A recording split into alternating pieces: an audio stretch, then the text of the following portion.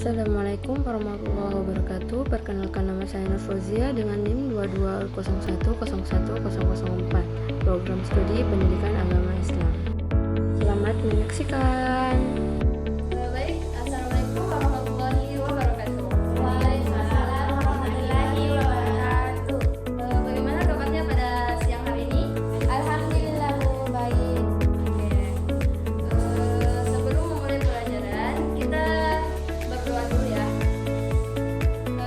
Tolong kepada ketua kelas untuk memimpin doa.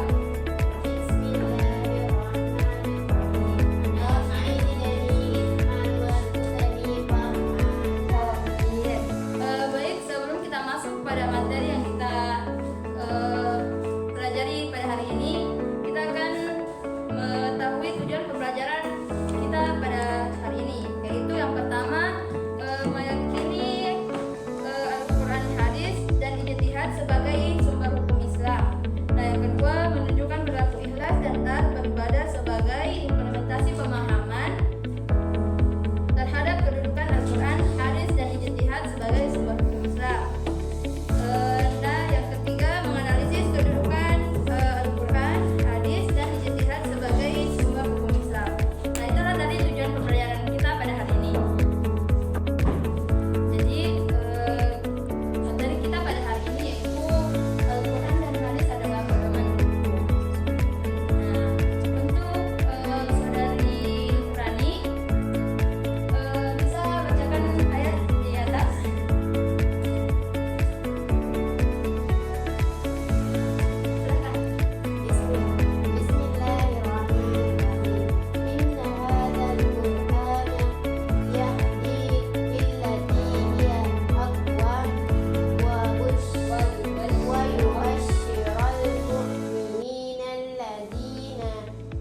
Ya, يعملون solihah. الصالحات أن لهم أجرا Kabi. كبيرا. Baik, terima kasih, sangat luar biasa. Nah, inilah ayat tentang Al-Quran dan hadis adalah pedoman hidupku. Nah, arti dari ayat di atas yaitu sesungguhnya Al-Quran ini memberikan petunjuk ke jalan yang paling lurus dan memberi kabar gembira kepada orang mukmin yang mengerjakan kebajikan bahwa mereka akan mendapatkan pahala yang besar. Jadi anak-anakku sekalian, mari kita menyimak video yang ibu tampilkan sebentar. Jadi tugasnya kalian menyimak video tersebut dan merangkum materi apa yang penting-penting di dalam video tersebut. Jadi tugasnya yaitu merangkum semua isi materi, terus ditulis di kertas lembar, dan ketua kelas entar mengumpulkan tugas tersebut. Ayo kita simak materi Al-Quran, hadis adalah pedoman hidupku.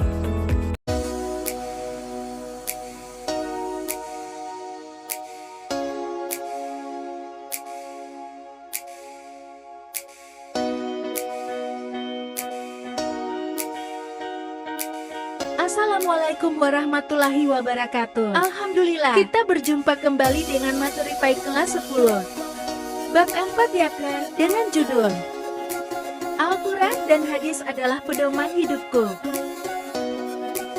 Dalam mempelajari bab ini, kita akan membahas tentang sumber-sumber hukum Islam, kedudukan Al-Quran sebagai sumber hukum Islam, kedudukan hadis sebagai sumber hukum Islam, dan kedudukan ijtihad sebagai sumber hukum Islam. Setelah itu kita dapat menerapkan perilaku mulia, menjadikan Al-Quran sebagai pedoman hidup, menjadikan hadis sebagai pedoman hidup, dan menjadikan ijtihad pula sebagai pedoman hidup.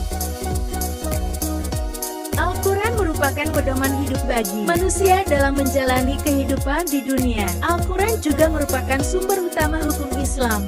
Agar dapat memahami hukum Islam, seorang muslim hendaknya membaca dan memahami kandungan Al-Quran. Sumber hukum Islam ada 3. Yang pertama Al-Quran, yang kedua hadis, dan yang ketiga adalah ijtihad.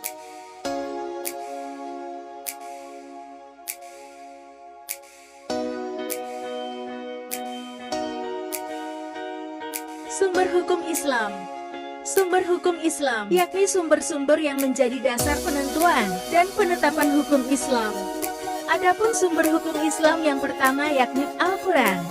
Al-Quran merupakan firman Allah Subhanahu wa Ta'ala yang kepada Nabi Muhammad Shallallahu Alaihi Wasallam yang tertulis dalam mushaf dan dinukilkan secara mutawatir.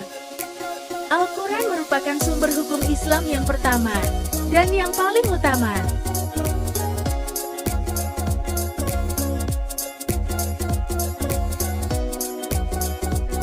Sebagaimana Allah berfirman dalam Quran Surah An-Nisa ayat 105 yang artinya, sesungguhnya kami telah menurunkan kitab kepadamu dengan membawa kebenaran, supaya kamu mengadili antara manusia dengan apa yang telah Allah wahyukan kepadamu. Dan janganlah kamu menjadi penantang orang yang tidak bersalah, karena membela orang yang khianat.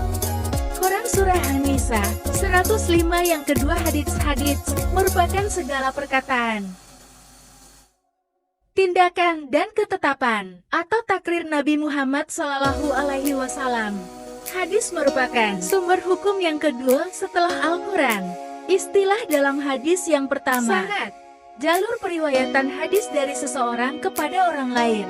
Yang kedua, matan atau isi atau kalimat hadis tersebut. Yang ketiga adalah rawi, yakni orang yang meriwayatkan hadis. Sebagai seorang muslim, kita juga wajib untuk melaksanakan sesuai dengan hadis Rasulullah SAW. Sebagaimana Allah berfirman dalam Al-Quran, yang artinya, barang siapa yang menaati Rasul, sesungguhnya ia telah menaati Allah. Dan barang siapa yang berpaling dari catatan maka kami tidak mengutusmu untuk menjadi pemelihara bagi mereka. Perhatikan contoh hadis berikut. Di sini terletak ada letak sanad di awal kalimat, matan isi kalimat, dan rawi merupakan periwayat hadis. Macam-macam hadis. Yang pertama, hadis mutawatir, yakni hadis yang diriwayatkan oleh para perawi yang banyak jalur periwayatan. Yang kedua, hadis ahad, yakni hadis yang diriwayatkan satu jalur atau beberapa jalur yang tidak mencapai derajat mutawatir. Hadis ahad terbagi menjadi 3 bagian. Yang pertama, hadis syahid, yakni hadis yang memenuhi syarat sempurna untuk dapat diterima dan diakui berasal dari Nabi Muhammad Sallallahu Alaihi Wasallam. Yang kedua, hadis hasan, yakni hadis yang memenuhi syarat untuk dapat diterima, ada sedikit masalah yang dapat ditoleransi. Yang ketiga, hadis dhaif, hadits yang tidak memenuhi syarat hadits, misalnya sanadnya tidak tersambung kepada Nabi Muhammad Shallallahu Alaihi Wasallam, perawinya tidak adil atau tidak duabil, serta ada masalah atau ilat pada hadis tersebut.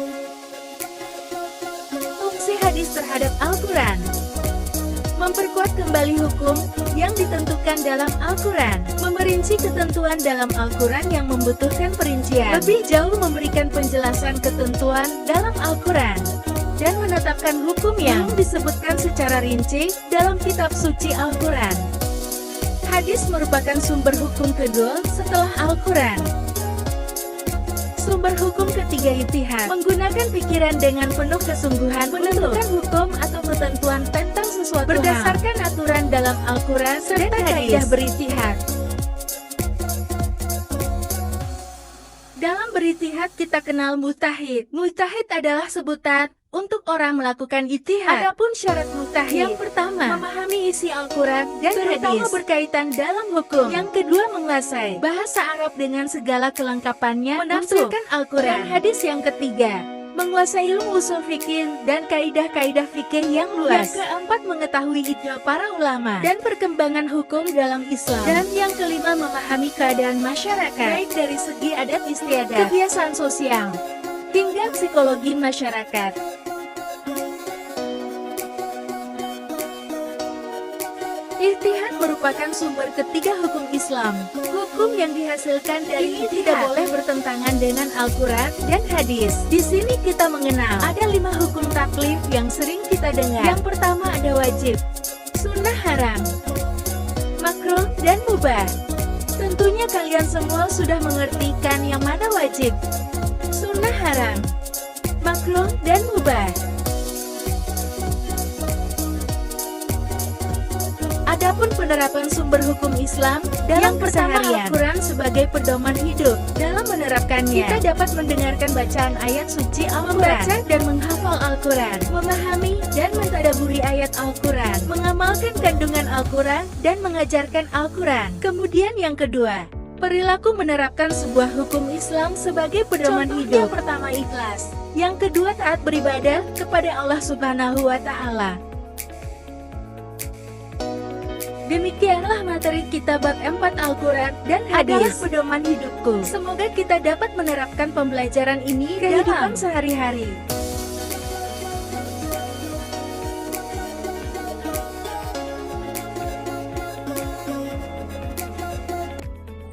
Baik, apakah tugasnya sudah selesai? Sudah, Bu. Kepada ketua kelas, mungkin bisa kumpul tugas teman-temannya. Oke. Baik, jika tugasnya sudah selesai, Ibu akan menunjuk satu orang untuk menyimpulkan apa yang sudah dirangkum. Ana? Ya, kepada saudari Ana. Jadi kesimpulan dari materi hari ini yaitu Al-Quran merupakan pedoman hidup bagi manusia untuk menjalani kehidupannya di dunia.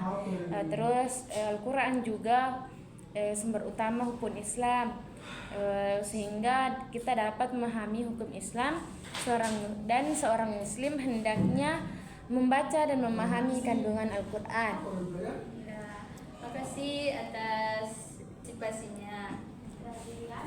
Jadi cukup sekian materi kita pada hari ini.